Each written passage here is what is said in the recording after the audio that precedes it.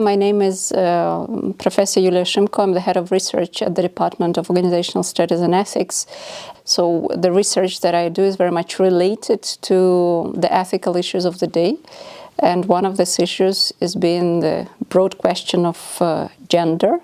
So not something just as a condition into which we are born because of how the biological sex has been assigned, but also how it has been used as a particular political tool, sociological tool in order to distribute in our society the rights, obligations, and different type of public goods based on this categorization. So my research in particular looks at this more political side of gender, but I'm also interested in the question of intersectionality, meaning how this particular sociological categorization also is intertwined with some other aspects of our identity or who I believe to be, so such as race, such as our ethnic origin, sexual orientation, etc. So it's something that is known in the feminist studies as the question of intersectionality.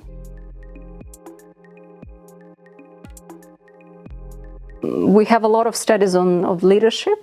We live in the world today that is very much obsessed with leadership, and especially personified leadership. So this is how people vote. They vote for people. They don't vote for ideas anymore.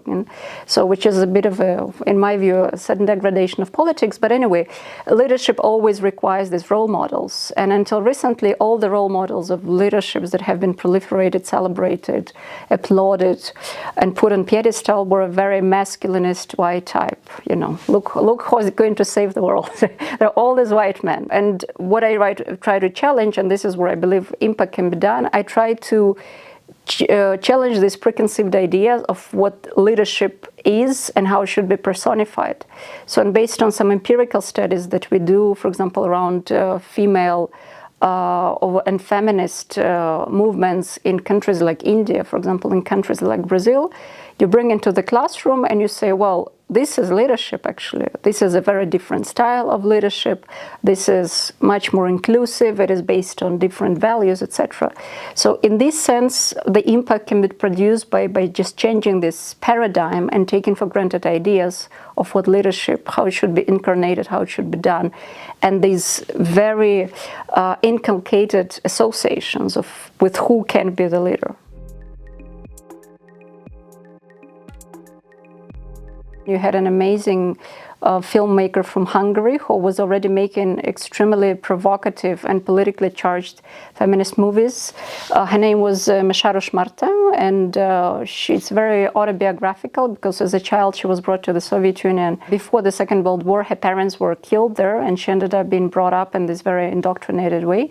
And then she goes back to Hungary, and as an adolescent, but it's a story of a coming of age. It's called it's a trilogy of her life, so it's called Diaries for My Lovers, Diaries for My Parents, and Diaries for My Children. So it's not provocative, and but it's just brutally honest. So you look at it, and it really, you recognize a lot of these things. You recognize how, you know, the best aspirations, the most idealistic aspirations can be instrumentalized and used against you. These I recommend a lot. But you also have very interesting feminist scholars and writers from South America, who is considered to be a decolonial feminist, Maria Lugones, who writes about the construction of knowledge and the imposition of a particular way of looking in the world on the societies that are not Western. So, and she says it as a part of the colonization. So, and she talks about the colonization of gender, not only through extracting resources and enslaving people, but also of kind of eliminating any alternative ways of thinking about certain issues, just as basic as gender. So today I was reading actually a review about the work of Georgia O'Keeffe, you know, the painter. So, and they say that although it's considered today, although she never claimed to be a feminist, her art is extremely provocative in a sense of just celebrating symbolically and sometimes not so symbolically certain aspects of femininity and womanhood, so very explicit. And although she says these are just flowers, they're not just flowers, we know this.